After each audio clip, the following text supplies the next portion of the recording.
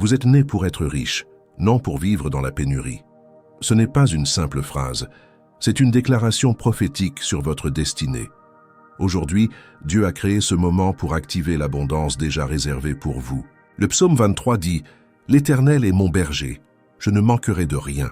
Ce n'est pas une promesse lointaine, c'est une réalité qui commence dès maintenant. Croyez, vous méritez la provision, la richesse et la paix qui viennent du ciel. Chaque lutte qui semblait sans fin est sur le point de laisser place à une nouvelle saison de prospérité. C'est le message que votre âme attendait, un signe clair que Dieu a encore beaucoup à vous offrir. Préparez-vous, car désormais, votre foi sera puissamment activée. Le ciel vous donne aujourd'hui une direction claire. Vous êtes né pour vivre dans l'abondance, pour expérimenter des richesses qui ne se limitent pas au matériel, mais qui touchent tous les domaines de votre vie. Quand la parole entre, elle ne vient pas pour observer, elle vient pour transformer. Et aujourd'hui, cette transformation commence à opérer en vous. L'abondance est le langage du royaume de Dieu. Elle vous était destinée avant la fondation du monde.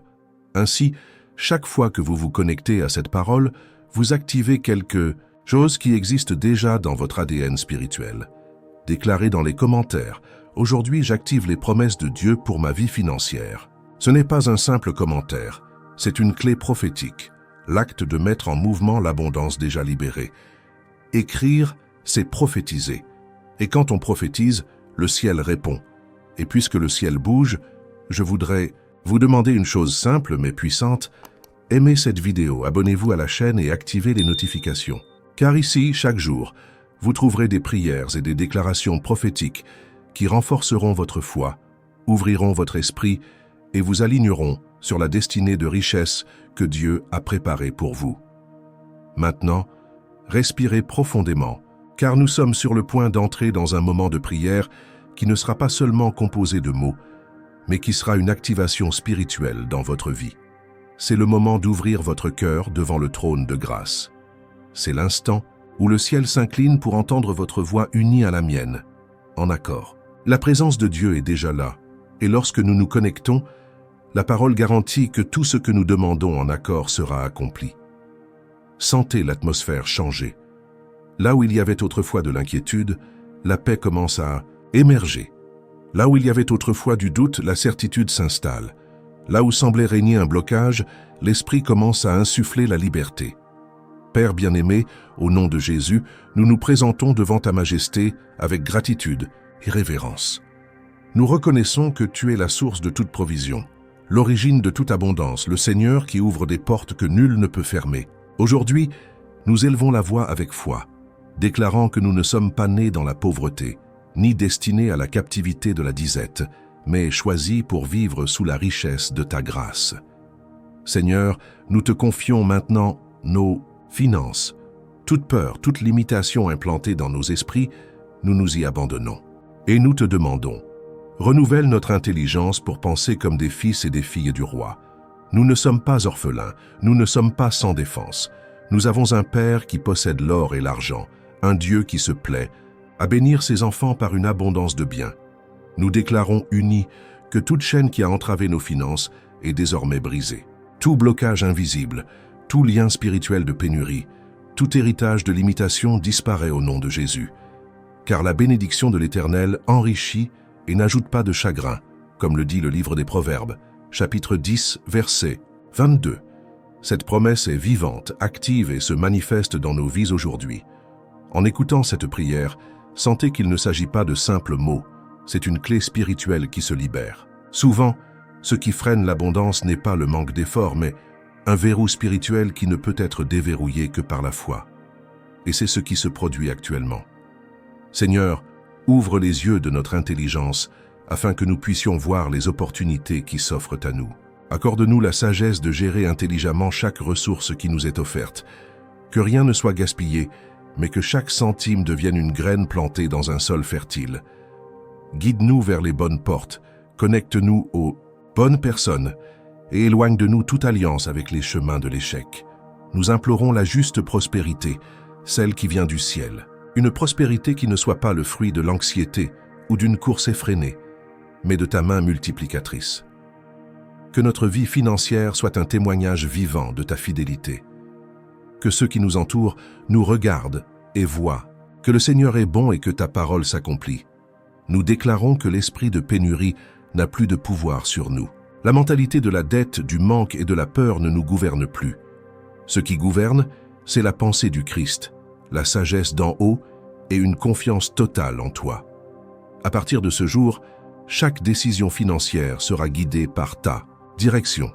Aucun pas ne sera fait en dehors de ta direction, car nous avons confiance en toi, notre guide fidèle. Tandis que cette prière continue de couler, remarquez comme l'espoir grandit en vous. Ce n'est pas une émotion passagère. C'est le Saint-Esprit qui vous rappelle que vous avez été créé pour l'abondance. Il ne s'agit pas seulement d'argent, mais d'une vie épanouissante, paix intérieure, relations saines, objectifs clairs, et pourvoir constamment à vos besoins. Tout cela fait partie de l'héritage que le Seigneur a laissé à ses enfants.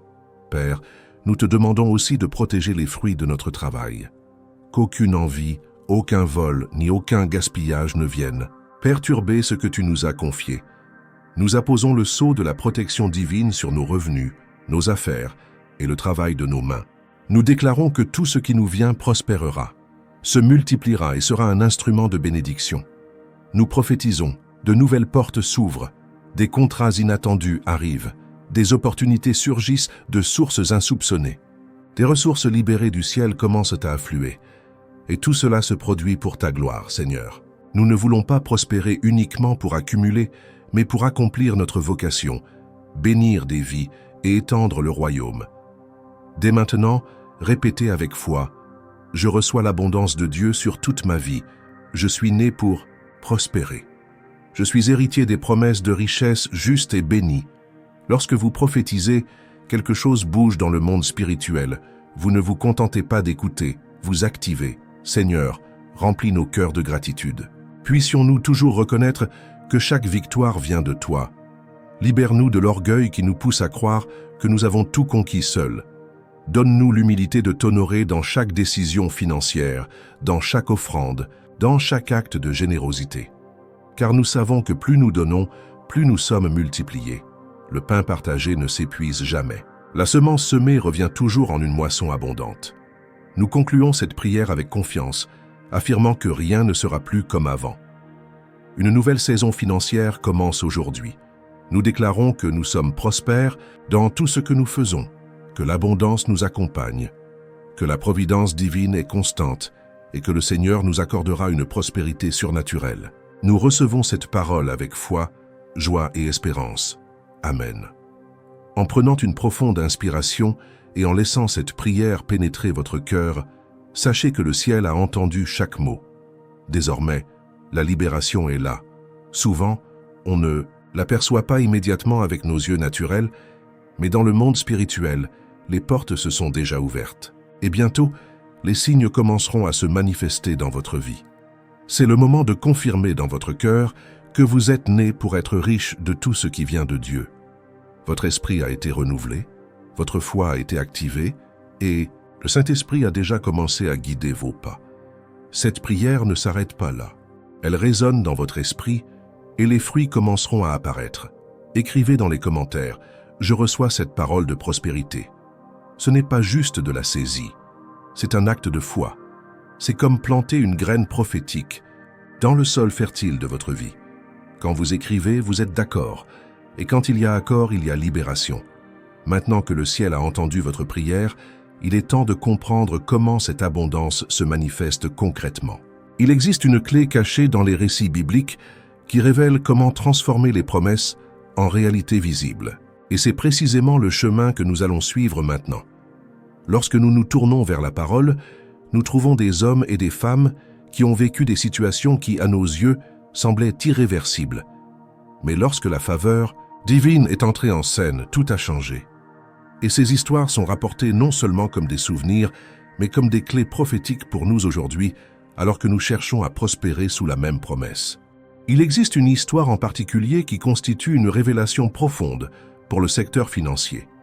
La vie de Joseph, le jeune rêveur, fils bien-aimé de Jacob, reçut de Dieu des visions de grandeur. Mais avant d'atteindre le palais, il dut traverser la vallée du rejet, de l'emprisonnement et du silence. Joseph fut trahi par ses propres frères, vendu comme esclave et emmené loin de sa patrie. Aux yeux des humains, tous ses rêves semblaient s'être évanouis. Mais en réalité, c'était tout le contraire. Dieu conduisait Joseph là où sa prospérité se manifesterait avec détermination. En Égypte, même comme serviteur dans la maison de Potiphar, Joseph prospéra. Non pas parce qu'il avait de l'argent, ni parce qu'il occupait un poste de pouvoir, mais parce que la présence du Seigneur était avec lui. Le livre de la Genèse, chapitre 39, dit que le Seigneur faisait prospérer tout ce que Joseph touchait. C'est la première clé de votre vie aujourd'hui. Où que vous soyez, lorsque la main de Dieu est sur vous, la prospérité n'est pas interrompue, mais simplement redirigée. Après avoir été injustement accusé et jeté en prison, Joseph n'a pas laissé sa foi s'éteindre. En prison, il interprétait les rêves et laissait le souvenir d'un homme porteur de sagesse et de conseils divins. Et c'est précisément cette sagesse qui l'a conduit devant Pharaon, l'homme le plus puissant de l'époque. En un seul jour, Joseph est sorti de prison pour devenir gouverneur d'Égypte. Ce revirement n'était pas le fruit du hasard, mais l'accomplissement d'un destin prophétique. Voyons maintenant comment cela s'applique à votre vie financière aujourd'hui. Peut-être vous sentez-vous dans une situation similaire à celle de Joseph en prison, où les portes semblent fermées et les chemins limités. Mais Dieu prépare le terrain pour votre ascension.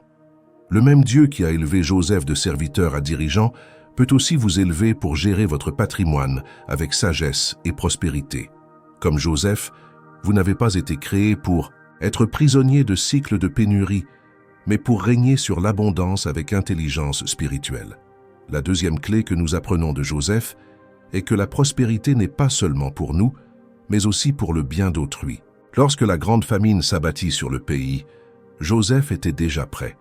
Non seulement il survécut, mais il sauva des nations entières de la pauvreté. Cela signifie que la richesse que Dieu déverse dans votre vie n'a pas seulement pour but de remplir votre foyer, mais d'être un canal de subsistance pour beaucoup. C'est une prospérité qui a un but. Pensez-y. Combien de personnes seront touchées par votre prospérité? Combien de familles seront soutenues? Combien de ministères seront soutenus? Combien de vies seront touchées par l'Évangile grâce à votre fidélité financière? La prospérité que le Seigneur libère ne s'arrête pas à vous, elle circule à travers vous. Et voici la troisième clé. Joseph savait attendre le moment choisi par Dieu. Des années s'écoulèrent entre le rêve et le trône. Mais à aucun moment la promesse ne cessa d'exister. Elle était simplement en train de mûrir. Vous vivez peut-être une période d'attente. Mais cette attente n'est pas une perte de temps, c'est une formation. Chaque étape de la vie de Joseph le préparait à régner avec sagesse. De même, Dieu vous prépare. Chaque défi auquel vous faites face aujourd'hui est une école spirituelle qui façonne votre caractère et votre état d'esprit pour gérer les nombreuses choses à venir. La prospérité ne se résume pas à recevoir. Il s'agit d'être prêt à soutenir, multiplier et honorer le royaume avec ce qui vous tombe sous la main. Maintenant, réfléchissez avec moi. Demandez-vous simplement l'abondance ou vous préparez-vous également à la dominer? La prospérité exige un état d'esprit prospère. Et un état d'esprit prospère commence par une confiance totale en Dieu. Seigneur, nous déclarons que, tout comme Joseph a prospéré en Égypte, nous prospérerons là où tu nous auras placés. Que chaque situation difficile se transforme en opportunité. Que chaque instant d'attente soit empreint de sagesse. Que chaque porte qui s'ouvre soit utilisée à bon escient. Nous nous alignons sur ta volonté et déclarons que notre prospérité sera un témoignage vivant de ta puissance. Amen. Ressentez comment cette prière réveille quelque chose en vous. L'histoire de Joseph n'est pas seulement la sienne.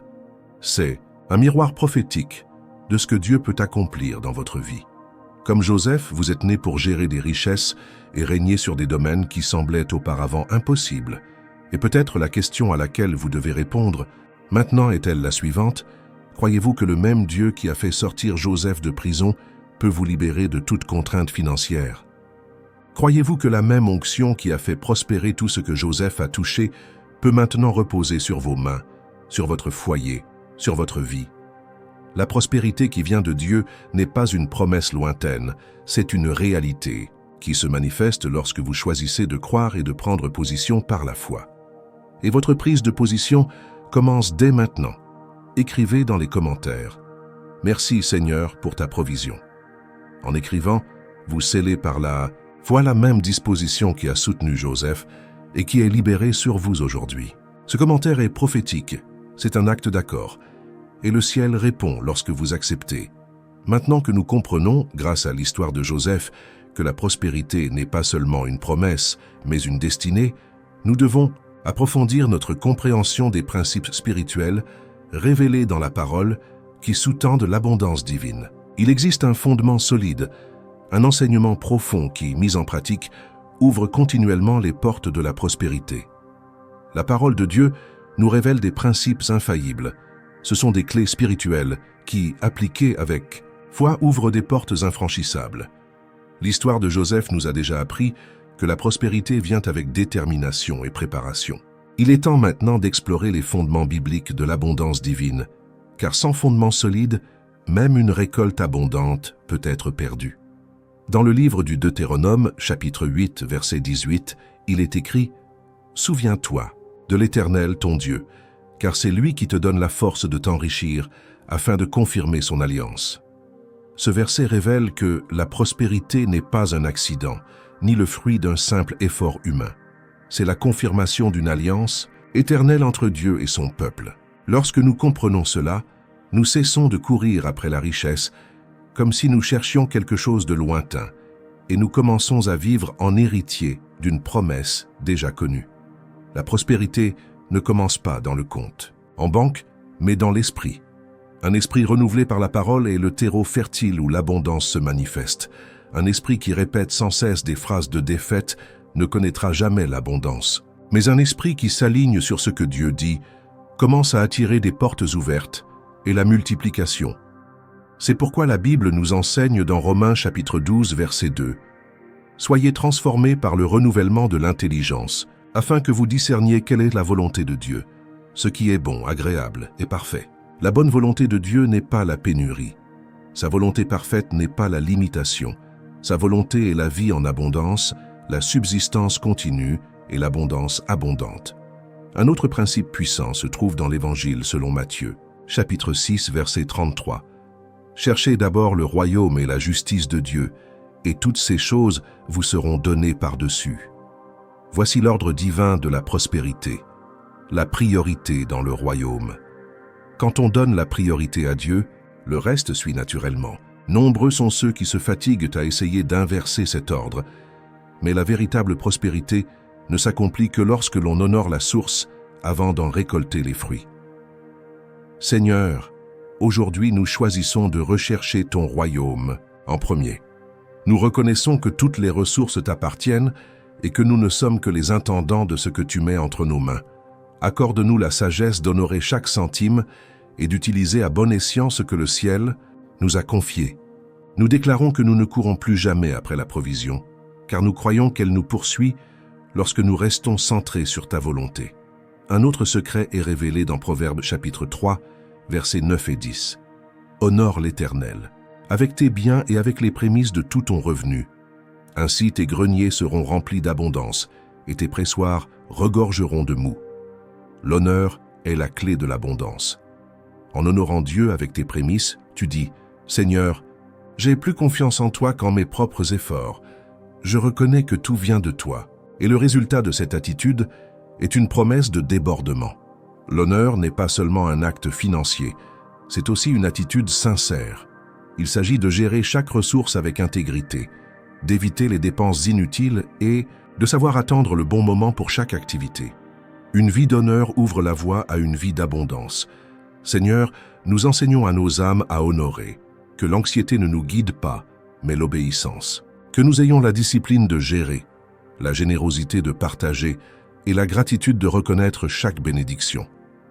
Nous déclarons que l'honneur ouvre des portes que l'argent ne pourrait jamais acheter, et que lorsque nous honorons le Seigneur avec nos prémices, le ciel répond par l'abondance dans tous les domaines. Maintenant, réfléchissez avec moi. Combien de fois avez-vous désiré la prospérité simplement pour subvenir à vos besoins? Et si le secret de la véritable prospérité résidait dans le fait de devenir la solution pour les autres? Joseph a prospéré pour soutenir une nation. Abraham a eu la chance d'être une bénédiction pour toutes les familles de la terre. Le but de la richesse n'a jamais été l'accumulation, mais l'expansion du royaume.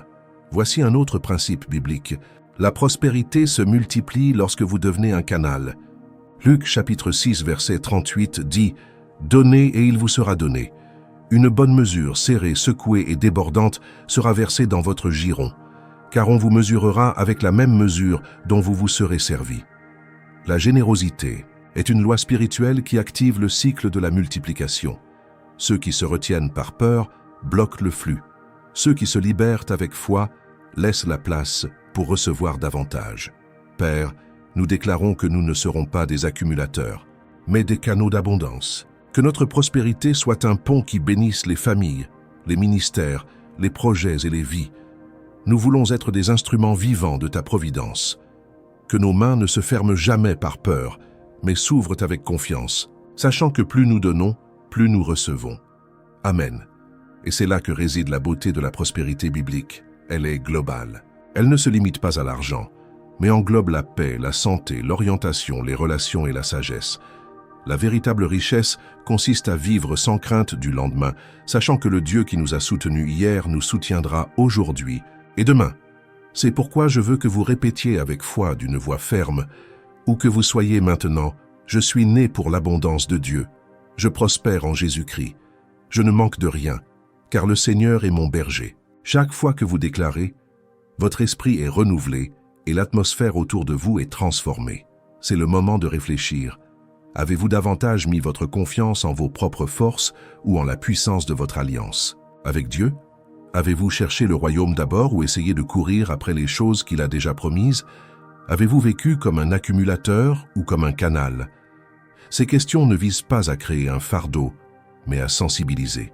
Car lorsque la conscience évolue, la réalité évolue aussi. Écrivez dans les commentaires « Je crois aux promesses de Dieu ». Ce commentaire n'est pas une simple phrase écrite à la machine, c'est une confession de foi. Chaque mot écrit résonne comme un témoignage devant le ciel. Maintenant que nous comprenons les fondements bibliques de la prospérité, nous devons passer à l'étape suivante. Préparer notre esprit à un nouvel état d'esprit. Car il ne suffit pas de recevoir, il faut apprendre à soutenir. Lorsque nous parlons de prospérité selon les principes bibliques, nous devons comprendre qu'il ne s'agit pas seulement d'une bénédiction extérieure, mais avant tout d'une transformation intérieure. La prospérité naît dans l'esprit, se manifeste par des paroles et se confirme par des actes. Par conséquent, pour que l'abondance coule sans interruption, nous devons nous préparer intérieurement à soutenir la nouvelle saison que Dieu annonce. L'esprit est le champ de bataille où se décide si la promesse sera vécue ou non. L'ennemi peut même tenter d'entraver les circonstances extérieures, mais sa stratégie la plus dangereuse consiste à implanter des pensées limitatives. Le renouvellement de l'esprit est donc un acte prophétique de libération. L'apôtre Paul nous le rappelle dans 2 Corinthiens, chapitre 10, verset 5, « Ramenez toute pensée captive à l'obéissance de Christ ». Cela signifie que toute pensée de manque, de peur ou d'incapacité doit être remplacée par des pensées de foi, d'abondance et de confiance. Un nouvel état d'esprit de prospérité commence lorsque vous vous voyez comme Dieu vous voit. Il ne vous voit pas comme quelqu'un perdu dans la pénurie, mais comme un enfant héritier de la promesse. Il ne vous définit pas par des dettes ou des limites, mais par le destin déjà écrit avant la fondation du monde. Vous êtes né pour régner, pour multiplier, pour porter du fruit dans tous les domaines. Alors, je veux que vous commenciez à imaginer dès maintenant à quoi ressemblerait votre vie si tous vos aspects financiers étaient alignés avec le ciel. Imaginez-vous payer tout ce que vous devez avec joie.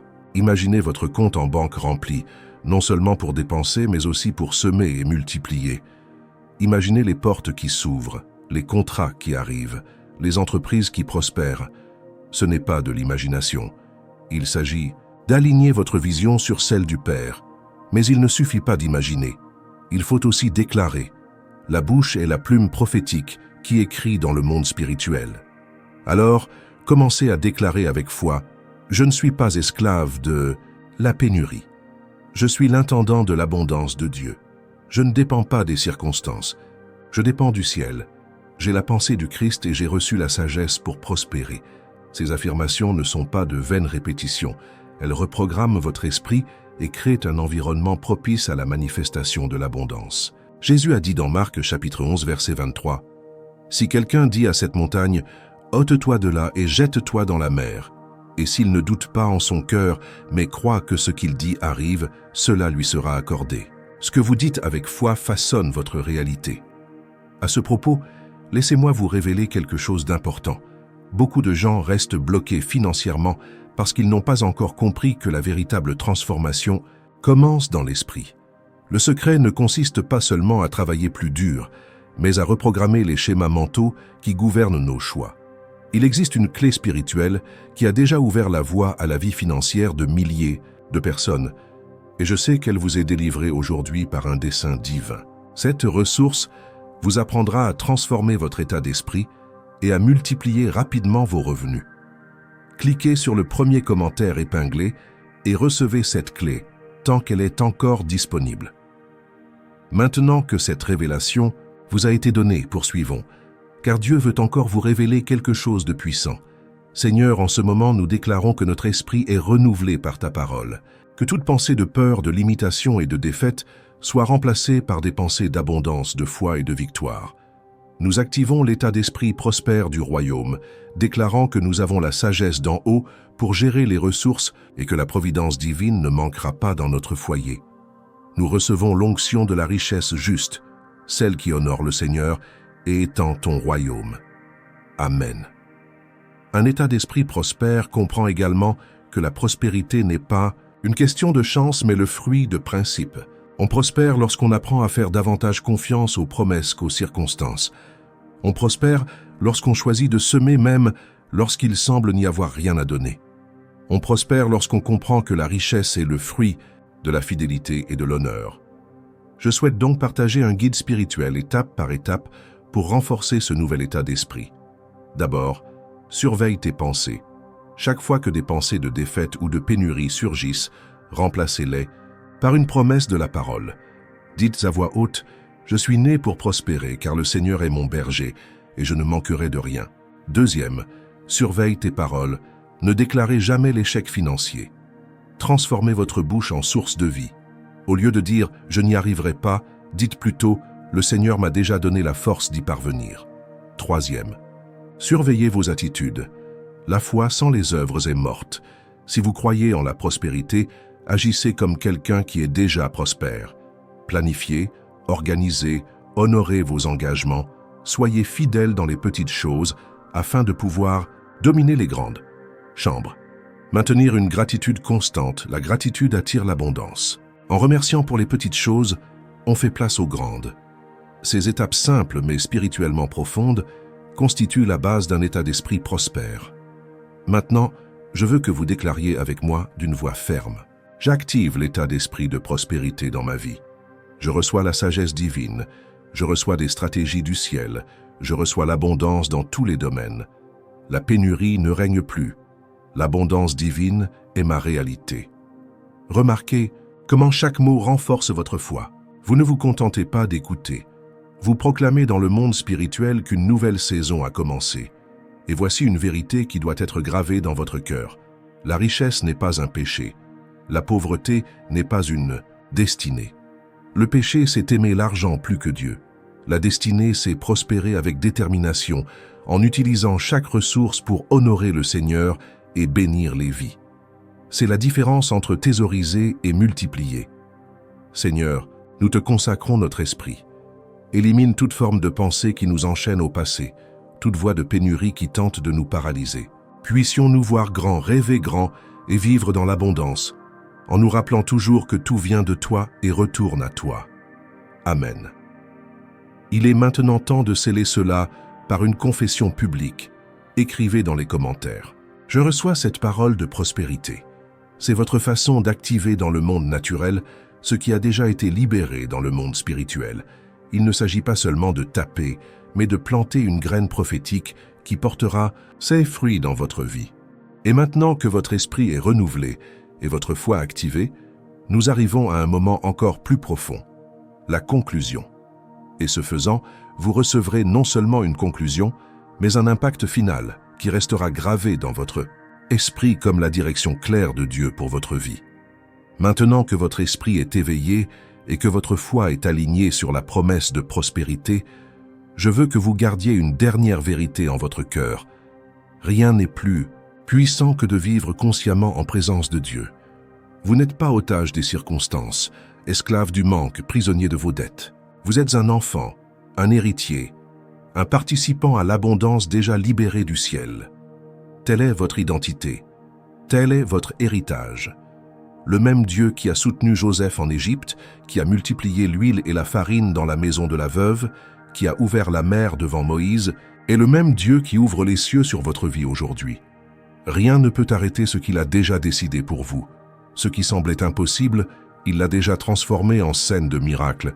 Ce qui semblait fermé, il l'a déjà ouvert, avec autorité. Alors laissez cette parole résonner en vous. Vous êtes né pour être riche en sagesse, en foi, en provision et en but. Non seulement pour amasser, mais pour multiplier. Non seulement pour survivre, mais pour régner avec Christ dans l'abondance. C'est votre tournant. C'est le temps de votre moisson. Et peut-être que ce que j'ai mentionné plus tôt était précisément la réponse que vous attendiez depuis si longtemps. Les paroles sans application peuvent s'évanouir, mais lorsqu'on les met en pratique, le ciel s'illumine. C'est pourquoi le guide « Transformez votre état d'esprit et multipliez rapidement vos revenus » est toujours disponible dans le premier commentaire épinglé. Ce document a déjà transformé la vie financière de nombreuses personnes, et je sais qu'il pourrait être la clé qui vous manquait à vous aussi. Et si vous avez reçu cette parole jusqu'à présent, je veux que vous fassiez quelque chose de prophétique et de puissant. Commentaire, je crois aux promesses de Dieu. Ainsi, je saurai que tu m'as accompagné jusqu'au bout, et plus encore, le ciel verra ta confession de foi publique. En écrivant, tu scelles ce qui a déjà été révélé. Aimez cette vidéo. Abonnez-vous à la chaîne maintenant et activez la cloche. Ce n'est pas un simple geste technique. C'est un acte de foi. C'est comme dire, je choisis de me nourrir quotidiennement des déclarations et des prières que Dieu diffuse ici. Cette chaîne est un point de rencontre avec le ciel, un espace d'activation prophétique quotidienne. En vous abonnant, vous vous préparez à recevoir continuellement des paroles qui vous fortifient, vous apportent la prospérité et renouvellent votre espoir. Et ne vous arrêtez pas là. Ce que Dieu a commencé aujourd'hui doit continuer à s'activer en vous. Une autre parole prophétique vous attend, un nouveau niveau de révélation et d'abondance. Cliquez maintenant sur la vidéo qui apparaît à l'écran et continuez ce flux d'activation spirituelle. Que Dieu vous bénisse et que l'abondance du ciel déborde dans votre vie à partir d'aujourd'hui.